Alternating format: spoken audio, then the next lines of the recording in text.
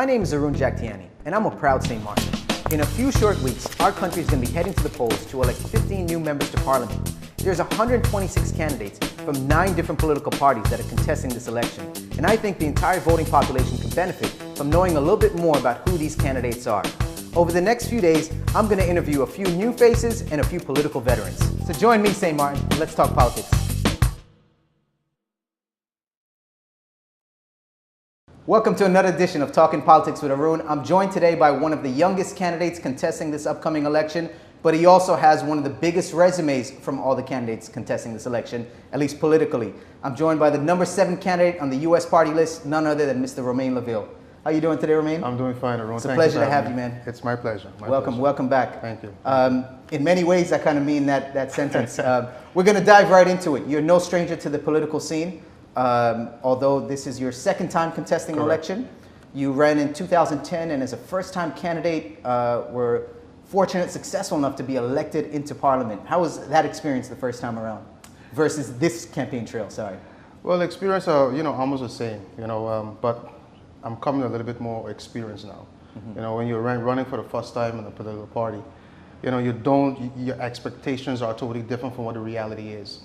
And so because now I have that experience in a campaign, I've had experience in Parliament, I know what to do, what not to do, and how to basically strategize better. Sure. The needs that I need to bring out, and the message that I have to bring out. Okay, and the way to do it as well, yeah? Correct.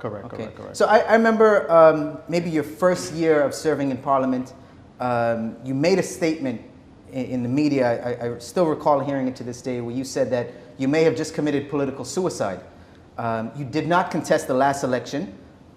So many thought that you were out of the political scene for good, but here you are, you're back. What brought you back? Well, I made a statement, I believe in 2012. Okay. At that time we had one of the worst political and social unrests, I would say, in St. Martin, where we had over 180 something workers that were laid off at a Pelican Resort. And so there had been at that time an issue and a stance that I took, which was contrary to where the direction of my party was going. And so you have to understand that, I joined a party that has a legacy in this country for over 60 years. You're talking about, if you want to compare them to the United States, you're talking about going up against a Clinton or a Kennedy, sure, or a Rockefeller, that type of establishment.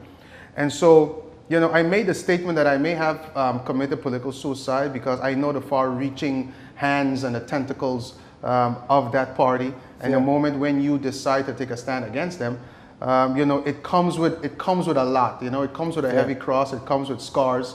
You don't walk away whistling in the sunset and so forth. You walk away with a couple of bruises. So I understood that.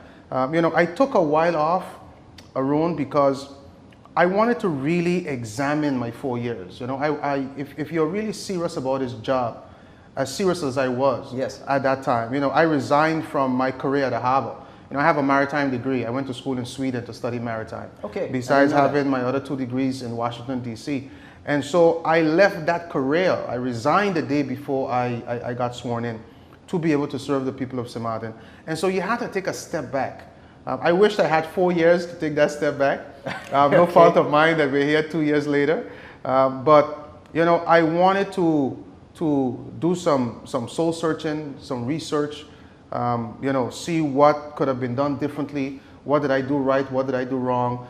Is this something that I'm seriously wanting to pursue for the people? And also at the same time, I have a 12-year-old daughter that, when I started, she was 6 years old. And so I missed a lot. She doesn't live here in St. Martin. She lives in D.C. Gotcha. And so there are some times, that I missed a lot of her birthdays. I missed Christmas because of the budget debate and so on and so forth. So I wanted to be a father too. At the end of the day, you cannot ask to run a country and be responsible for a country, and then you don't be responsible for your home as well. Of course. So starts at home. Starts at home. Yeah. So I did that for a while, and strange enough, wherever I go, people would stop me on the road, whether it's in the supermarket or driving, and they would say, "But Laville, when are you coming back? I miss your voice in Parliament.